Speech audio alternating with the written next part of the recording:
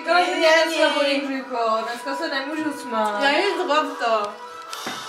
Ona dostala novou kameru? Ty k Vánocům, jo? Dobrý, no. Ale to se fakt Ježíšek zbláznil. Já jsem dostala Já jsem ji ale nechtěla. Nevím.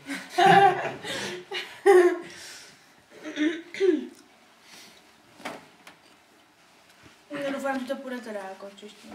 No už to jde.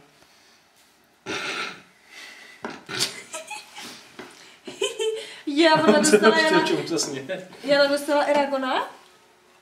Ne, to už mám dávno. Ale čtu ho po druhý. Já nevím, že vypadá ještě celkem zachovala. Já to bez nesudím.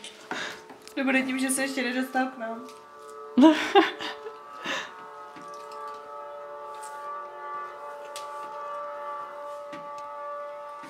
To se na to budeš dívat celou dobu takhle zblízka. Budeš mít zvýšený